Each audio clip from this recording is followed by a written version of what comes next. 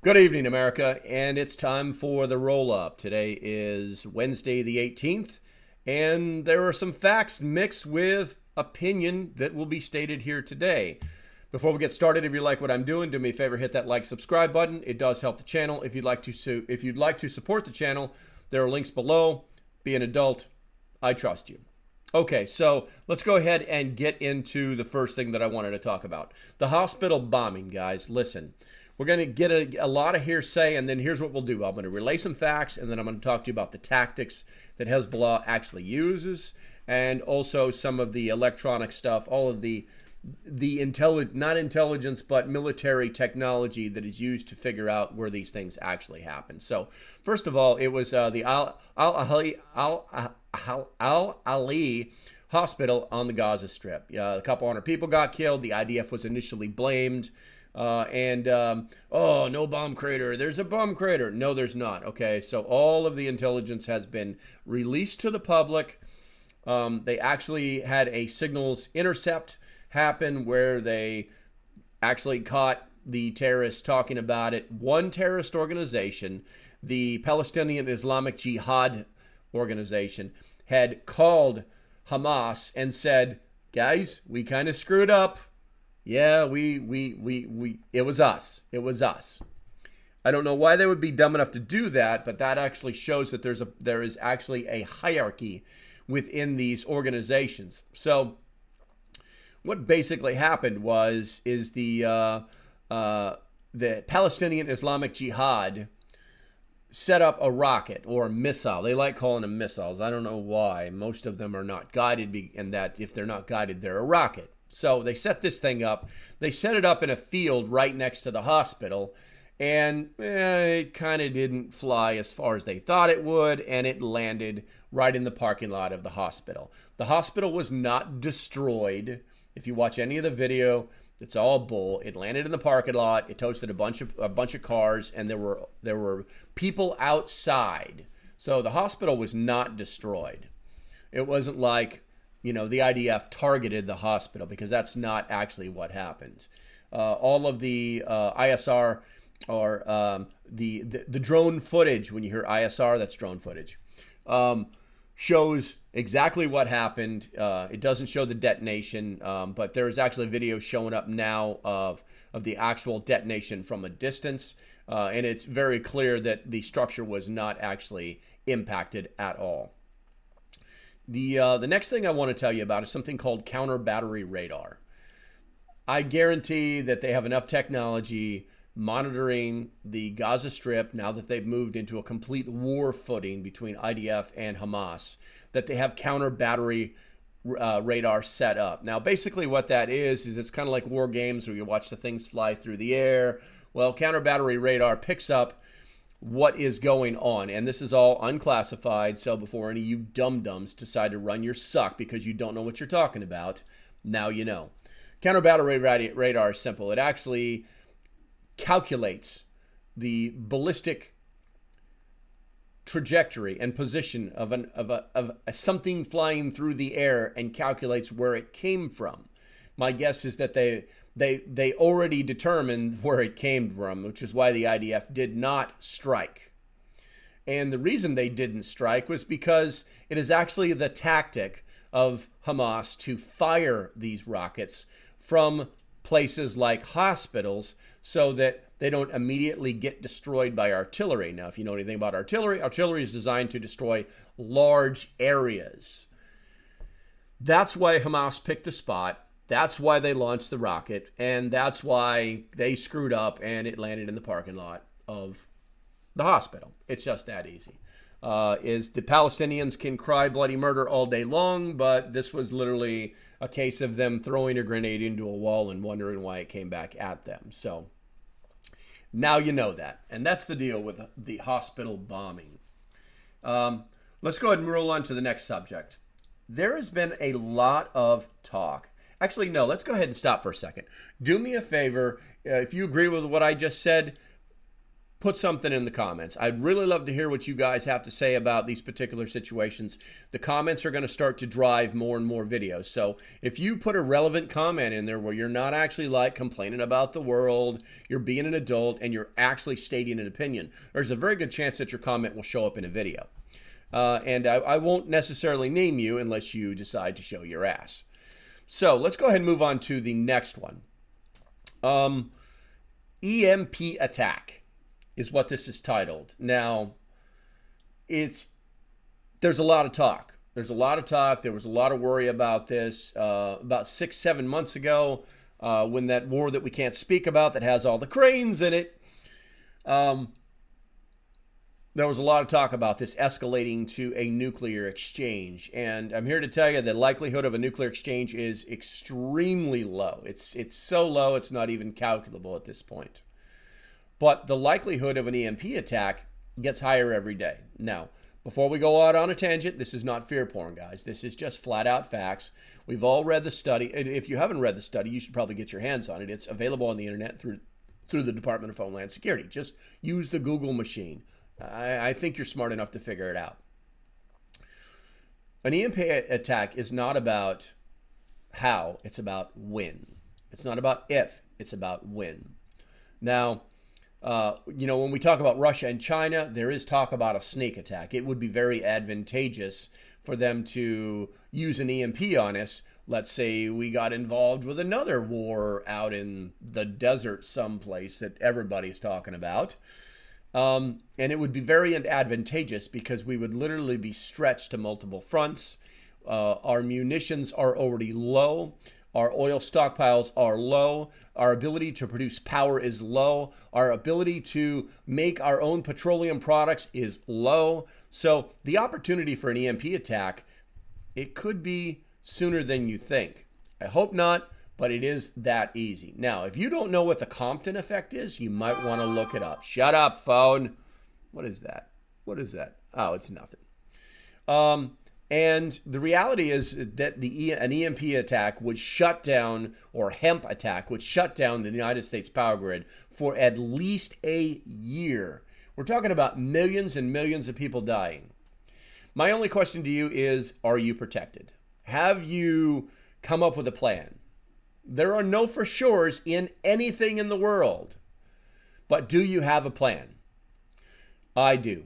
I endorse, I own on all of my vehicles an EMP shield. If you do not have one, I recommend that you get one if you can afford them. They are not cheap. Now, what I can do is I can offer you a $50 code. I'll put it down in the description someplace. Go in there, educate yourself. If you decide you have the money and you want to buy one, it is the best way to do it. I currently have the standard box, which is $100 cheaper than the mini box. I have the standard box on my Ford Explorer, and I have the mini box on my Mini Cooper. The general idea is that when things go down, we'll still be able to get back to where we need to be, driving around all the dum-dums on the side of the road. If you don't believe that could happen, I completely understand. But the reality is that it could happen. And with the way our world is today, it's never, I grew up in the Cold War, and it's actually more possible now than it was back then. Okay, so I'm going to drop off on the EMP attack, and I'm going to go with the next subject, which is time is up. I'm going to go ahead and read this to you for the Iranian embassy in Syria tweeted, "Time is up," quotes, in both Hebrew and Arabic. The troubling message came just days after Amir Adobadabada warned that a regional network of militias dubbed the Axis of Resistance, which it translates to Hamas and Hezbollah, would open multiple fronts against Israel if it continued to kill civilians in Gaza. Guys, I've heard this before. Do you guys remember when Saddam Hussein, yeah, and that's right, I was there. Do you remember when Saddam Hussein said, "The desert will turn red with the blood of the infidels"? This is how these people speak. Iran is a serious problem. Iran is a serious problem. This is not hearsay. This is not speculation. If you guys go look up, and I did a video on the named operations for the Israeli Defense Force. If you go look that up on the old Wikipedia, you're going to see where they stopped ship after ship after ship that was supposed to be loaded down with grain and corn and whatever. But they were all loaded down with guns. And they were all en route to either Lebanon or the Gaza Strip. That's right, the Gaza has its own port. So Iran is definitely in control of all these things. Iran is basically using both Hezbollah and Hamas as proxies to get their way, to follow their agenda of killing all the Jews. You know, that's kind of their thing. Penny, no. Lay down. Sorry, the dog's crazy. So if you don't believe that Iran is involved in this, then you are out to lunch. Now, what does that mean? It means that if it could be proven beyond a shadow of a doubt that the Iranian government was involved in some form of attack in the Gaza Strip or through Hezbollah, then it could actually draw the United States into a conflict with Iran, which we would swiftly destroy everything that they even thought they could use against us. They would literally stop producing oil because we would do the same thing to them that Hussein did to his infrastructure. And the only worry with that would be that, well, they're allied with Russia. So, and actually Egypt's involved too, which is kind of weird. It's a very weird relationship that Egypt seems to have with all the good guys and the bad guys. But they've warned us. We're so warned, and it makes me worry about things like dirty bombs, and it makes me worry about money flowing that we gave the Iranians because our government is stupid. Okay, so let's go ahead and move on to the next thing. If you guys want to leave a comment about time is up and what is talking about Iran, we can continue this conversation in another video. Please make sure that you use your adult words and you use correct spelling and grammar to the best of your ability. All right, so I wanted to let you guys know in between these stories, right now there is actually a promo deal going on through August and Farms. They are selling on their website dried whole egg powder in the can. It's a buy one get one free, or it's a buy one get one free deal. It is only going today and tomorrow. They only have these things every so often. Let's see here. Buy one whole egg can, 33 ounces, and get one whole egg can, 33 ounces for free now through October 19th. Now, here's the key thing, guys. You have to add the can. When you go to their website, you have to say, hey, I want to buy 2 cans. And then when you go to checkout, they're automatically going to credit you for the buy one, get one. Now, here's the thing. People are going to tell you, oh, I can get those cheaper on Amazon. Well, I looked, and you can. So you can buy the same one can for $45 on Amazon, and that same can on the Oggs and Farms page is like $65 or $69, okay? But if you were to get 2 cans from Amazon, you're going to pay $100. Whereas you're only going to pay $60, $65, or $69 at the Oggs and Farms webpage for the 2 cans. You see what I'm saying? So the buy one, get one deal is definitely better than the Amazon deal. Thank you, and you're welcome. I will leave a link below. If you use that link, try to use code LOCALPREPPER. You might actually get another discount off of that. I'm not exactly sure how it works with this deal. I simply saw it in my email, and I was going to pass it on to you guys. Let's see here. We're going to go ahead and move on to the next subject. So this one's kind of weird. I just want to let you guys know that it's going on. So basically, the Ministry of Bullcrap is trying to cancel Orwellian. It's funny how they did it. So there's a newspaper in the UK called The Telegraph. And they've been labeled as the Ministry of Bull, that other word that I have to stop saying because one day. I might monetize this channel. Anywho, so in a widely panned article, The Telegraph, which is owned by British elites, just tried to cancel George Orwell for being a sadistic, misogynic, homophobic, and sometimes violent person whose life was at odds with the decency of his writing. So the irony of this is what they're actually doing is following. If you've read 1984, if you know anything about George Orwell, there's actually a 4-step process to remove anything that's in your path.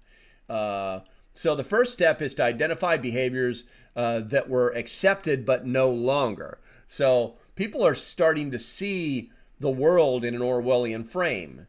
So they've identified that they don't want people to see things that way.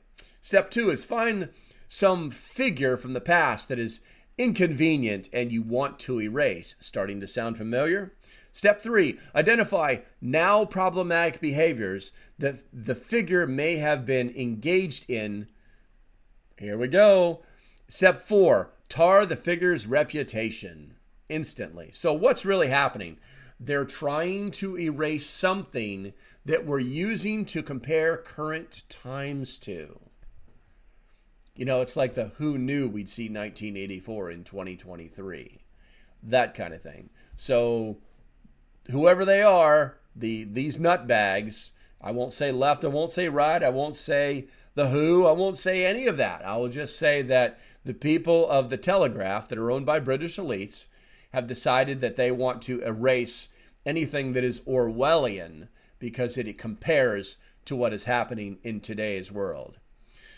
If you have a comment on that, please put it inside the comments. I'll be happy to talk to you about it. And you might even make yourself into, you might even find yourself in one of the upcoming videos. Okay, so the last thing I want to talk to you guys, PrepStock 2024. Listen, it goes October 11th through the 14th of 2024. You're thinking, LP, that's a long time away. And you're absolutely right, it is. But here's what we're doing. We've already paid for the site. It's a beautiful state park. It's got overhead cover for classes. It's got 20 campsites. It's got water. It's got dedicated bathroom facilities. It's on a lake, guys. It's going to be absolutely fabulous. Now, it's going to take place in Nebo, North Carolina.